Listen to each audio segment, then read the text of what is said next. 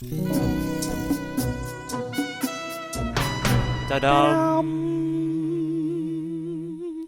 That time I was doing falsetto. I don't know if you noticed that time. Yeah, it was I have a strange relationship with falsetto. I was gonna say that's disgusting, but no, it's not. That's it was disgusting. Quite nice. No, it wasn't disgusting. I just falsetto and the male voice. It's a strange world to live in, you know. Well, you know what's not a strange world. Some people think it's emotional, right? Yeah, but you know what's not a strange world to live in? I would like to just kind of visit. Just visit. It's the world of One Piece, and that's what we are. Welcome back, everybody, to the Grand Line Tourist, a chapter-by-chapter examining or re-examining, depending on who you are, of Ichiro Oda's One Piece manga.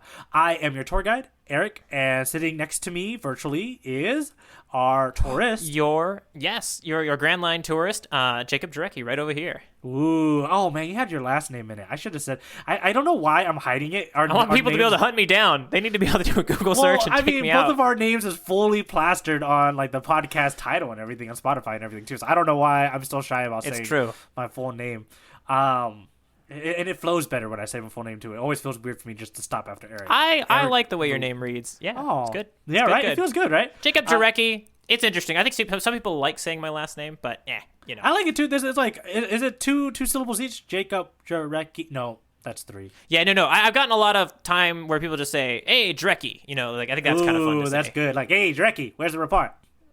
Yeah, I don't have it. But no, we need to let's get this going. We're gonna have a little bit of a report today for you on chapter 6, which is entitled Number 1. Number 1. All right, let me try to get this summary out of the way for all of us. If you guys read it or read it a while ago, we're still going to do it anyway. So you didn't read it at all. You just like hearing us talk about the chapters in our very terrible I know, it's an interesting way to absorb One Piece. If you've never, seen any of it at all, we're glad to fulfill that role for you. Not watching it, just listening to me and Jacob talk about it. All right, so what happens in this chapter? We pick up right back in the action after the end of chapter 5.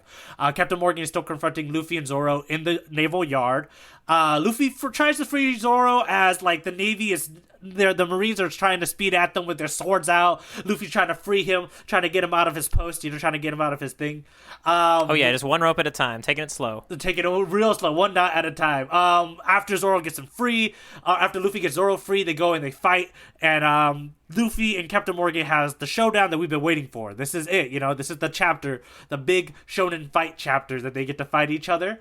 Right when Luffy's about to win, Helmeppo shows up, puts a gun right next to Kobe's head, and he's like, "Hey, hate that guy's face. No good." Exactly. Helmeppo, dirty man. And he threatens Luffy saying, "Hey, I'm gonna kill him. If you stop hitting, you gotta stop hitting my dad." But it doesn't matter because Luffy and Zoro finish the chapter by knocking out the Morgans together. 2 generations taken down. 2 generations of Morgans. Do I understand how generations work? Is that correct? I think so. Am I in the same generation as my parents? I don't think no, definitely not. No, so that's 2 generations. Yes, 2 generations taken down by our 2 heroes. It's beautiful. Yeah, it's awesome.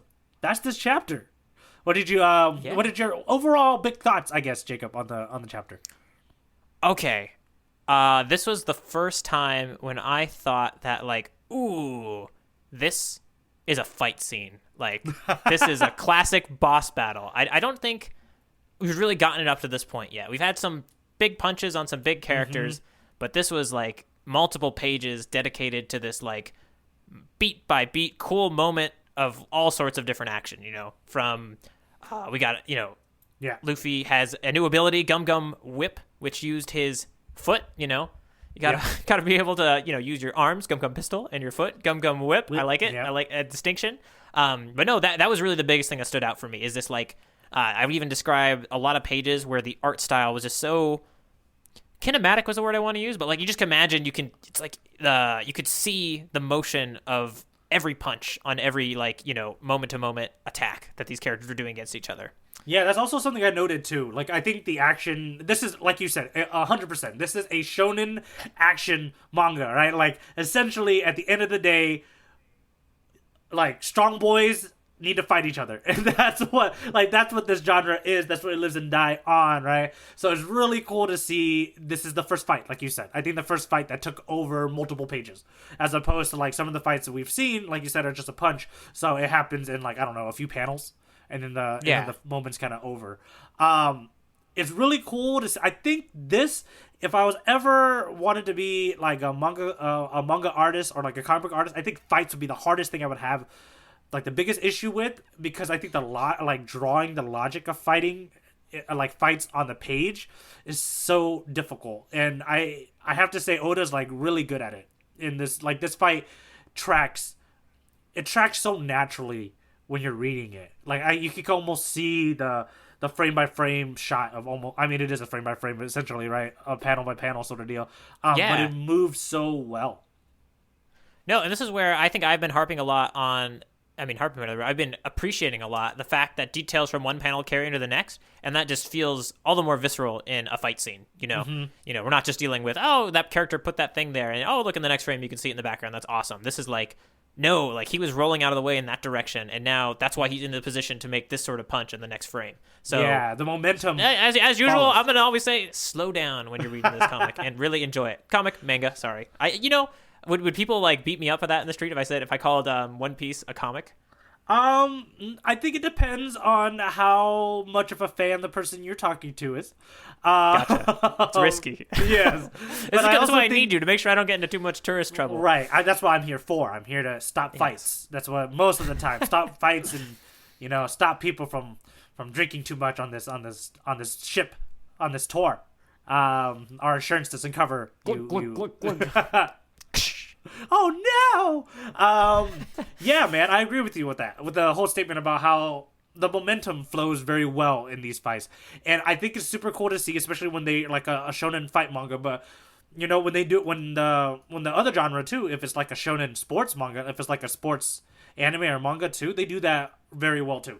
Essentially, action needs to be happening, and the way you track the action in this one is so easy, because I think that speaks mostly in credit to Oda and the way that he designed the fight to translate on the pages for us, because it was very easy for us to track and follow all the action.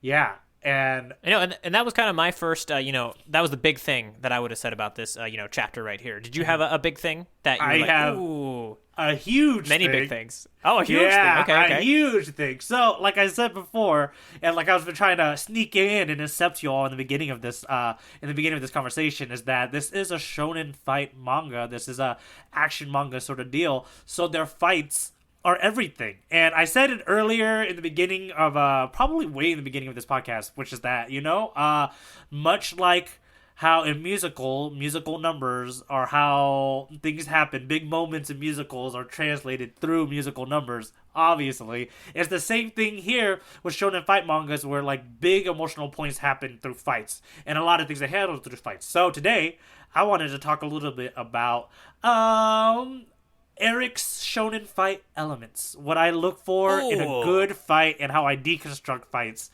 in shonen mangas, and in general. I think when I see fights, you got to get those ESFEs, those Eric shonen fight elements. Oh, that's dubbed. That's really cool. The way you said it makes it sound so much cooler than what it really is. Anyway, so I got 4 components that I look for, and I'm probably going to ask you a few, like what you think the components are in your own interpretation, or if you agree with them, while we kind of break down using this fight as an example.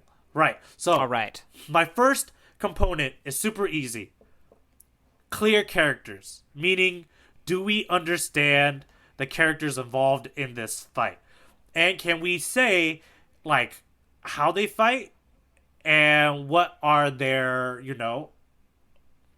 essentially that's what it is. How clear are they as a character? And I guess that's the first element. Who are our players who are fighting this, right? So we have, like, Luffy, obviously, Zoro, Captain Morgan, and I'll even throw in Helmeppo at the end there. No, you don't have to. You don't have to throw him in. I think I do. I do have an argument as to why I do. I don't want to hear it. No, I'm just kidding. So it's clear that those characters are in it. But I also think what I mean by clear characters is I also want to know what their philosophies in life are and what they represent, like what they're fighting for in this specific moment, right? Like to me, I wrote down that fights are not only tests of physical strengths, but also tests of philosophical ideals. Therefore, the characters in the fight have to be pretty well defined and should represent, and that should be represented. Their philosophical ideals should be represented in the way they fight. Okay. Right. And so jumping into That's a lot. Yeah, that's a big deal. Yeah, I know it's a lot, and I'm getting real nerdy about it. But that's what this podcast is. Oh for. no. Yeah, it was more like a lot in a good way. Like that's some serious stuff. You know, the philosophical manifesting itself in the fighting styles is just, it's a cool idea. Yeah, it's good stuff. And so let's break down real quick. If I had to ask you philosophically, like where Luffy and Zolo are, like character wise, what would you say are some of their key characteristics of them as characters right now that we know? Yeah, no, I would say there's definitely, maybe more so for Zolo than Luffy, a lot of like honor and like commitment to what he said.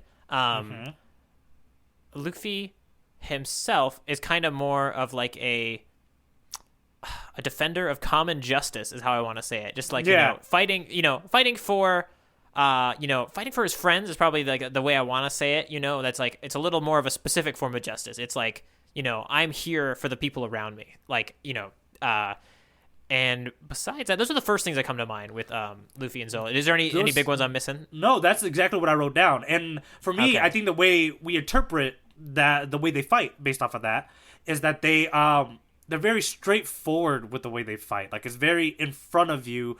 That they're gonna beat you. They're gonna beat you, like nobly. They're noble. You're right. The way they fight. They're not gonna pull a Helmeppo and like point a gun at somebody that's not even involved in your fight in order to like pull you out of it. You're getting it now. You are 100% getting it now. Yeah, that's what I'm going with this, which is like they are noble guys. They fight nobly. You don't have to worry about them using some trickery, right? They're gonna be the guys who announce their super moves every time, right? They're gonna be the guys. That is true.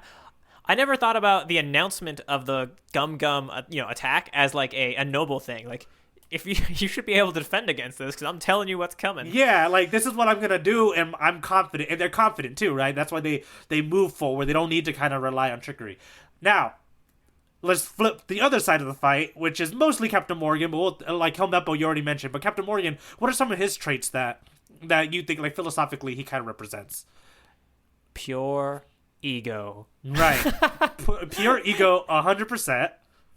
Yeah, no, that's the biggest one that comes to mind. I think like pure ego and punishment, like that, like yes, that's how it comes across when it's usually when someone's crossing that ego and like done something to wrong him, it's going to be punished brutally. Yeah, kind of the other thing that comes to mind. And for me, I put that the way I see him represent that in his fighting styles is that he makes huge swings, right? Everything. Excuse me, sorry. I know some big swings. They're mouthfuls. Right. Yeah. Overall, I think what he does is that he swings for the fences. Like when you see the way he fights Luffy in this, he's trying to end the fight in one hit. Right. He's hitting the fight. He's trying to end the fight in one hit. But also on top of that, I wrote down a really cool moment for me is that and you said it too. Morgan is very egotistical and he believes that he's God. And there's a moment in the fight where he raises his axe arm, and swings down, kind of like a judge swinging his gavel. Oh, yeah. In that exact moment, he's actually saying, "I sentence you to death." Yeah, no, he's definitely. Yeah, that's a good point. Yeah, and I thought that was, and he's represented by that. But also, I wanted to say, you mentioned it with Helmeppo, is that to him, ego is his biggest thing. Like losing face, making sure he's the thing. That he'll do anything to keep it, which is why later on in the fight, he has no qualms with swinging at Luffy with his back's turned. Just like how Helmeppo has no qualms putting a gun at Kobe, even though Kobe's not in the fight. And this is a Morgan family thing. They don't care. They'll do it. Unlike Luffy and Zolo. Yeah. Yeah, no, and it's kind of like basically I think that honor, like Luffy and Zolo respecting the honor of the fight, right? Yep. It's for Captain Morgan, it's more he knows he's in the right, so he doesn't have to respect that honor in the fight because he's already in the right in his own mind, which is that ego coming through, and that's why he fights the way he does. Cool. So that's it, man. That's the first element I think of what makes a really good shonen fight. So don't clear characters. Those are the 4 key Eric shonen fight elements. That's one of them. That, right?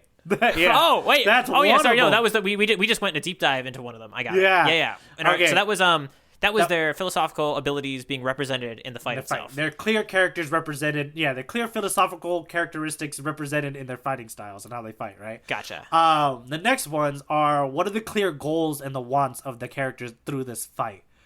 And it can be usually, like, it's easy. Like, the very practical goal of this one, Jacob, if you have to name what the practical goal of this fight is, what would be Luffy and Zoro's practical goal, essentially, in this fight? Yeah.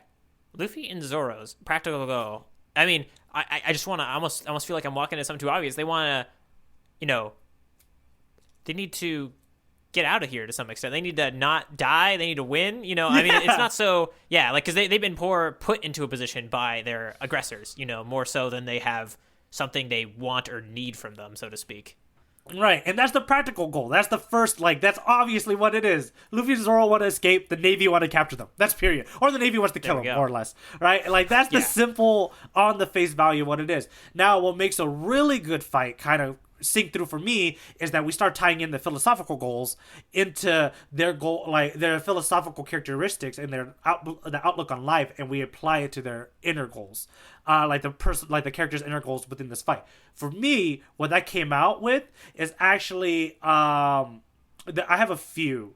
Though I think the first one I want to mention is a battle of leadership styles and how to, like, lead.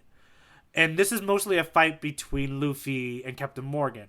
Whereas Captain Morgan really leads through fear, right? He leads through fear, which is essentially another way of saying distrust. Like, he has little confidence in himself and little confidence in his subordinates to do what he wants outside of fear. While Luffy kind of represents the other end of that, which is, and then I think that's why in the beginning of this chapter we have that dialogue between Zoro and Luffy, right? Which is, hey, I said I was gonna be a captain because you tricked me into it. You said I'm gonna be a pirate because you tricked me into it. But I have my own goals, right? I'm gonna be a master swordsman. And that's all I have left in my life. If you take that away from me, I'm gonna make you essentially commit suicide. Yeah, right? No, it's actually maybe you could say there's almost like, even in Luffy's leadership style, there's a bit more autonomy for his underlings. Even though they're not really underlings, crewmates would be the better word, right? Right. They're Nakama. As opposed to Helmeppo and maybe the other soldiers in the Navy, their ideas and wants are not a concern in the slightest. Right. I just sad. thought of the word too. Captain Morgan wants obedience. Right? Yeah. He wants obedience. He doesn't want friendship. He doesn't want the camaraderie. He doesn't want the Nakama part of side of it, right? Yeah. And I mean, I just got to call it out. The strict level of obedience that he's willing to go to is like, shoot yourselves. Yeah. And then they do it. Yeah, exactly. Oh, like, that's a pretty brutal moment. Like, you expect, I expected possibly, like, Zoro or, Luffy to, like, stop such a horrendous thing from happening, and, like, they just weren't there and didn't have the ability to in a fast enough period of time, and they were just like, I think it's kind of funny, but, like, Zoro was like, there's something messed up about this Navy, But they were both gonna stop him, you see, and then they definitely both were. Yeah, and Luffy was like, hey, I'm your opponent, not yourselves, right? Like, don't shoot yourself. Yeah. Is essentially what he said. He said it to Captain Morgan, but he didn't say it to. But overall, this was the thing. So, like you just said there, right? Like, Luffy wants to lead and make friends. Like, he wants the camaraderie. He wants that trust. Whereas Morgan wants obedience, not so much trust. I feel like that's another goal. They're clashing there to see what it is, to see who's right in that space. And then the last piece I was gonna say, which I think is like a nice extra level, is that I think Luffy's also fighting for Kobe's dream. Yes. Right? No, because this is it's so sad. Basically, Kobe, he thought these Navy people were cool. He always wanted to be a part of them, and like his first big outing to meeting them all is not going as expected. It's not Captain exactly. Morgan. Yeah. It's Captain Morgan. No good. Yeah, so that's the second element, which is just a very clear goals. And then when I can find other goals, other like philosophical goals within, like what this fight really represents, at least what I interpret what it represents, I think that adds on to that layer. And that's what I think this extra layer is for their goals, at least in this fight. Okay. Oh, it's pretty deep. I like it. Yeah. No. I mean, like, I definitely like felt all this, but I didn't have it so clearly delineated in my mind, so it's pretty cool to lay it out. Yeah, I'm the same way. It took me a little while, and then I started watching a few other. There's some really good YouTubers who break down fights like this, like anime YouTubers who break down fights really well, and they got me thinking in this kind of capacity of like, well, what are the Gotcha. elements to make like a good fight? Like I always known that a good fight, I. It's one of those things. Have you heard the saying like I know it when I see it? Like, oh, I know a good fight when I see it, but like, Yeah. how? I think these are kind of the things logically that I've started to put in place of how I'm figuring out how and why a fight's good. All right. The third element is what I'm calling the questions, which is Ooh. the constant questioning of who's right. Right, and I consider this that's the questions are manifested in like blows like this. Luffy lands a punch. That's a question to Morgan saying like it's a question to him questioning his ideals. Right, is obedience stronger than trust? Every time he lands a Yeah. punch, right? Every time Morgan swings and misses, that's an answer to Luffy where it's like it's not. No, it doesn't. Right. Inversely, every time a punch lands, every time something like stops the fight or moves Luffy, it's the Morgans asking a question. And I think the one moment that I wrote down for that is when Helmeppo puts a gun up to Kobe, right? Which is Yeah. the constant fight, at least with the goals that I set in mind, is like is fear stronger than courage to like stand up and like trust and everything. Because at the end, even Helmeppo putting a gun up to Kobe's head, that in itself is a question of is fear. I still think fear is stronger than trust, right? Like Yeah, no, and it's pretty cool because Kobe gets to come back and reverse it by saying, yes. just do it, just take him out, like, fight for what you think is right. And, Kobe's saying, I trust that it's going to be okay, that you're going to, like, we're going to get out of this together somehow, or even if he doesn't think that deep down, that's like that sort of trust coming out in that way he spoke about, willing to put his life on the line, really. Yeah, so that's what I'm calling like the questions, which is just another. I wrote down that a good fight is a conversation through punches, right? Each Yeah, blow. no, it Yeah, it totally is. yeah, and like that's what it is. Like each blow, each super move is a question, and with a response or an answer, right? That's coming from the people in participating in the fight. Um, so yeah, that's what I I like it. kind No, of that's actually just a small like thing that made me think of is there was an old video game where basically the way they did fights in it was like basically through insults back and forth. And so Yeah. it's totally making me think of that, right? Like basically, the fighting is happening, but like there's so much more going on to it. And I think questioning is a really nice way to put it. Because if there's no questions being asked, then the fight's not going to be that interesting. right. Yeah, exactly. It still might look really cool, but you wouldn't feel it in your bones. Right. It could just fall flat. Right. If it doesn't mean Yeah. it's also kind of like when you're watching boxing or something, right? Like I mean, I don't know if you're a boxing fan, Jacob. Are you a boxing fan? I haven't really ever watched boxing. I mean, Okay. clearly not a fan. Yeah, so I haven't seen much boxing myself either, right? So if you and I were to watch a boxing match together, we wouldn't get much out of it, because we don't understand the other two things, the other two elements involved. We don't understand Yeah. who these people are.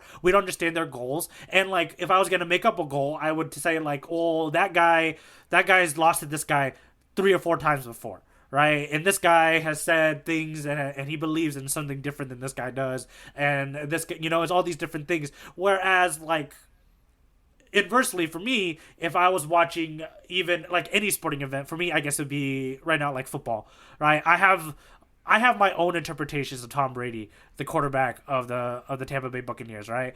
And I Yeah. do revel even in small portions because I have this connection to him, because I know who he is and I know his goals, like at least sports wise, I know his goals.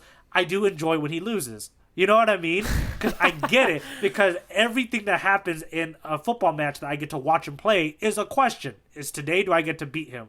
Today, when he's behind by like 14 points in the second half. Down with the Captain Morgan of football. Right. That's what Tom Brady is.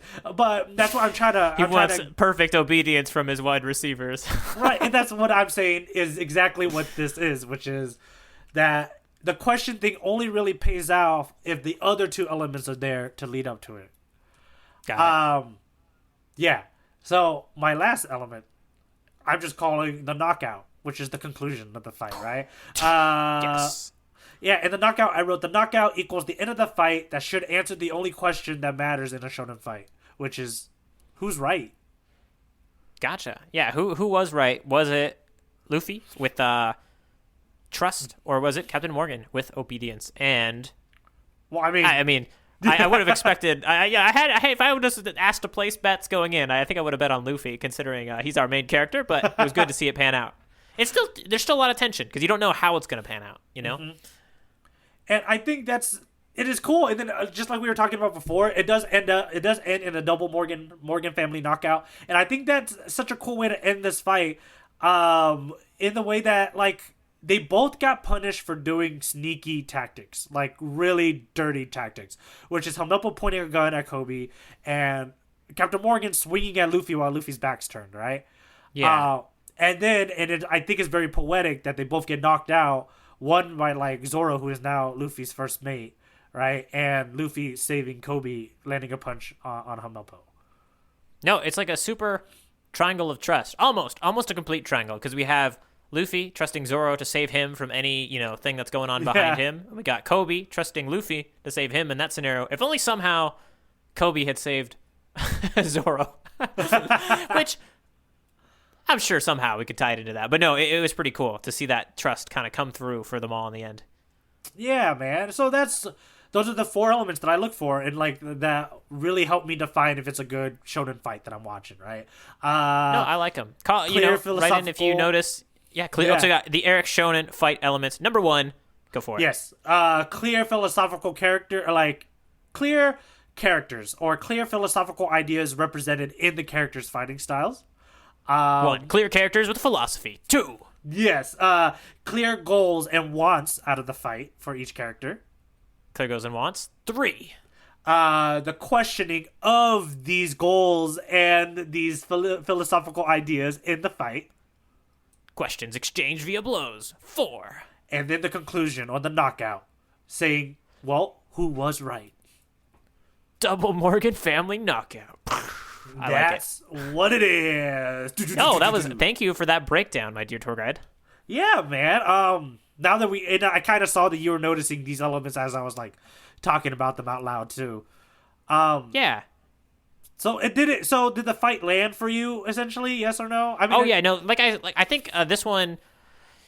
Yeah, like as much as all those elements are important, I do think this was a fight I couldn't help getting swept up in just because of the sheer magnitude compared to other One Piece fights so far. I think your elements will start to become more important to me as we see more and more fights, because then I'll be like, oh, well, maybe, this fight is really, really interesting because the philosophies at play are like so complicated to put into a fighting technique, and they pull it off in this, Right now, it was a more standard fight, but it was the most ambitious one so far. So I'm getting into it.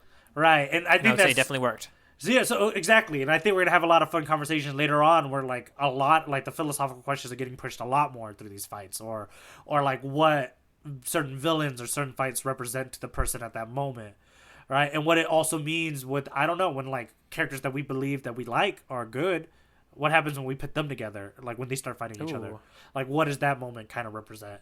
And I think Oda's very good at that, and really. One, character design. I think we kind of understand a character a lot by just looking at them. But also later on, I think he's very clever in the way of like what this guy believes. Like Captain Morgan, like we talked about before, he believes himself a god, and the way that he got to godhood was that he gave up his right arm to make it an axe. You know what I mean? He folded way into fear and obedience. Like that's what he thought. That's how he understood the world, was through those lenses. And that's the length that he was gonna go through. So yeah, him swinging at Luffy's back that's not that hard to believe, No, and it's kind of cool. It kind of exposes the hypocrisy of everything he's about, right? Especially when you said that like him swinging his arm is almost like swinging, the gavel to judge somebody. And if he's judging people with his back turned, like what kind of justice is that? Oh, that's good. Yeah. Oh yeah. Yeah, that's really good. Oh, that's really good. Yes. Yeah, man. That's pretty much everything I have about shonen fights. So I look out for shonen fights and about this fight. Do you have any last thoughts about the fight overall? No. I think we covered it pretty well. We got it all in there. All right, then let's move on to the next part. My favorite part. OP got jokes. Oh yeah. I only have 2. So. All right. I got a couple, so we'll see if we got any of the same ones. Oh, okay. Why don't I let you start first? Because I've started off all of these, so I'm gonna let you start with the first one. I mentioned one. Something's wrong with those naval marines. So we've already kind of covered that. Just that like the idea of naval marines committing suicide being like something's wrong with them. Just It's dark, but also very like a little bit of a dark humor there. Yeah. Here it is. I'm Captain Axehand Morgan. Nice to meet you. I'm Straw Hat Luffy. I have that one too. That's good. Yes. Yeah. Because that's again like going back to the elements. That's his ego. Axehand Morgan is saying that as like a statement. Like, you need to listen to me because I'm Axehand Morgan. And then Luffy's response is what, Jacob? Yeah, nice to meet you. I'm Straw Hat Luffy, Yeah. And it's just so funny to think of like characters introducing themselves into a fight and then Luffy, like taking it to the absurd and just like, responding right back as, one should when you're being introduced to somebody. And the fact that it's in this deathly battle to the death, it just makes it hilarious. Only other little bit I have there is the first one who moves dies is something that Zoro says to his the Navy officers that are the Marines that are just attacking him. And for a couple panels after that, I literally think they don't move. Like they're just like completely frozen because they're like, well, we don't want to die, I think up until the point when Captain Morgan says, hey, where you guys you're not going to fight them, then commit suicide. So that bit leading up to them not moving, I thought was kind of funny. That's more of a visual joke. Yeah, dude. Oh, so I only have one other joke that you did mention, which is and it's the same joke as the statue joke that I like so much from for the previous chapter, which is it's a body language like a visual gag, which is Luffy can't untie Zoro fast enough. Yes. It's this, but he has kind of like his little baby face. He's like, "There's so much. It's hard to untie these things." But the way Oda draws him, in contrast to like the tension. Right, the tension of like the Navy guys running towards them with the swords out. Yeah. Zoro, I think it looks like Luffy couldn't have a care in the world about whether he gets this not undone in time. Right, and then he's like so happy and accomplished when he gets one arm done. Remember, he's like, "I did it!" And Zoro's like, "Come on, give me a sword. I gotta get out of here." I just thought that was such a fun little joke, and it's such a good like. I don't know. I guess I just enjoy Luffy so much after being with him for so long. It's just kind of fun to see like he's always been this humorous, even from the beginning. Oh, that's cool. I like it. Yeah, that is OP's got jokes. OP, we got those. And now, are you ready to draw your philosophical saber and/or boxing glove as we enter the panel battle?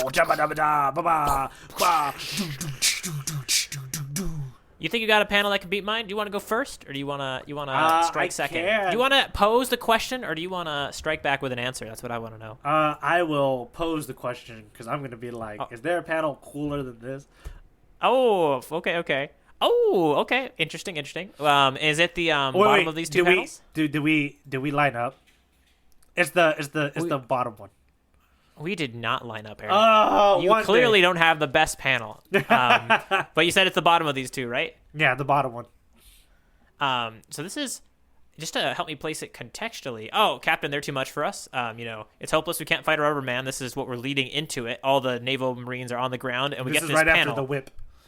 Yeah, right after Gum Gum whip from Luffy using his foot to whoosh, take down a bunch of naval marines, and we just have a big da-boom written in the background with Zoro standing left and in front of the da-boom with a sword in his mouth and his two swords at his side, and Luffy a little bit further behind Zoro on the right.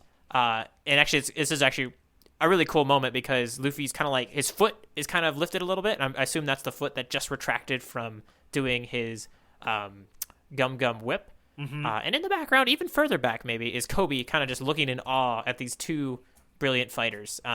Anything else that I'm missing that really spoke to you in this panel? Yeah, I think you got it. I think it's one, I was gonna get real nerdy, and I was like, what if the blocking is the same from my favorite panel in chapter 3? Right? I got real nerdy, so I went back to chapter 3. I looked at my favorite panel, and I was like, dang it, there's not enough. There's just not enough to say that that's what it is. But despite that, I do like this panel. I like the fact that the boom is like. Oh, it's huge. Yeah, I should have said that, like, these, it's, I don't know, I gotta look up the word in comics and manga used for like, oh, it's automatopoeia, right? I guess. Yeah, that's what we've basically. been calling it, but I'm sure there's Yeah, another. no, we'll keep it consistent. Yeah. No, they're basically words on the page indicating a sound that's made. Do we know what that sound refers to, or is this just like almost like a name drop of like da boom? This is so I think cool. that's what I it don't know. is, right? That's why it's so big. I think that's what it's like. It's so out of this world because you can kind of tell when the sound exists in the world of the manga, like in the world in the space currently. Yeah. This one is so clearly because it's so big. I think it's saying that it's like a sound, like a sound cue, like it's a sound drop, right? It's almost more like what me and you do at the beginning of our podcast with our Exactly. da-dum, you know? Yeah. But this is da boom, which is obviously cooler than da-dum, you know, which is introducing Yeah. a setting maybe. Da boom is like a character pose moment, you know, like, whew, look at that. Yeah, and then so I couldn't pay off my chapter 3 favorite panel of this one, but I just to add on to find the other nerdy angle to it, I actually think this is a point of view shot. I think it's a POV from the Marines. Oh, like maybe on the ground, like Yeah. Okay. Even if it's not a direct POV shot of any Marine, the previous panel has a ton of Marines. It's still like a shot reverse shot, you know? Yeah. It's us looking at the Marines and then us seeing what the Marines would be seeing, you know? So Right. totally, I think that's got to be right. And they look pretty so cool in this picture. Like they look threatening, and the mere fact that there's only 2 of them who are fighting them, and like they look so like they're intimidating in that shot. And I really like the shot when I thought about the fact that, oh, if this is a POV shot, it's really cool because they look really cool and they are very threatening. And also, like, you still get Kobe in the shot, which I like a lot too, which is like he is an element of it, but obviously he's not the main focal point, but he's also kind of reflecting the same awe as whoever has this point of POV, whoever has this point of point of view. Alrighty. Well, that was a fantastic choice, but I think, you know, obviously that my panel is clearly superior. Oh, which one is it? This is the bottom left panel. Oh, okay. So this is right after he says, "I sentence you to death," the gavel scene. Yeah. And then he's swinging down, and we have a giant onomatopoeia, which I will say I think this is coming from the world. This sound's coming from the world. Or maybe not. You know, if it's not, it's like definitely an accent on like something that would make a sound anyway, though, you know? Right. So this is the end frame of Captain Morgan swinging his axe down. Luffy has maneuvered himself around the shot, like spinning. He's doing a cool little spinning shot that I think we do get paid off in the next panel, or the momentum, where that momentum leads to, that Luffy's building up here. And yeah, so we get a funk in the background, like huge onomatopoeia, and then a foosh, which is, I think, the sound of the axe, like the air hitting and the axe hitting the floor. Yeah, it definitely would, like the whoosh in my mind, it could be Luffy kind of whooshing past, but where it's placed on the page kind of leads it to be that it might be the, you know, or maybe it was, maybe it's both. It's the whoosh followed by the whunk in the back, like the whoosh of the axe coming down and the wunk of it hitting the ground. It's hard to tell, but either way, I just think the blur lines on this look so cool. And this is another example. I always keep saying this about slowing down and making sure you see the panel. I got an embarrassing thing to say about the first time I saw this panel, and I'm going to tell it to you, and you may not believe me, but I didn't realize Luffy was in this panel. Oh. And do you know why? Would you know what I did? If looking at the panel now, if I told you that like someone didn't see Luffy in this panel, what would they have thought? Like, do you have any idea? I don't know what you. No, and it's a little bit weird, but like, so we got. Do you think he's him shooting swinging something? his big axe? I'm just gonna go ahead and let you know that like it's. I saw Luffy as if Luffy was the right leg of Captain Morgan. So it was almost as if the spinning Luffy coming underneath Captain Morgan, I thought that was his own leg. Oh my gosh. Okay, I do see that.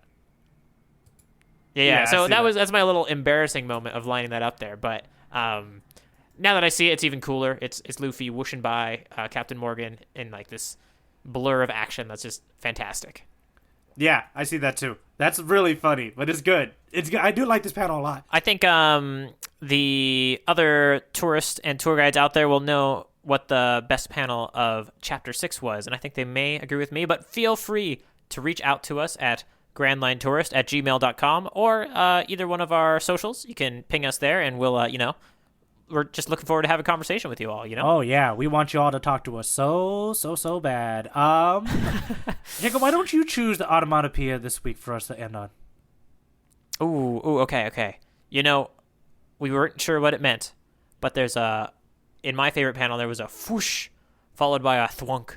So I think let's just get a rhythm going. I'm gonna be the thwunk. You can be the whoosh, and we'll just end with a couple Captain Morgan swings. All right, here we go. So you start. Yeah. All right. Whoosh. Thunk.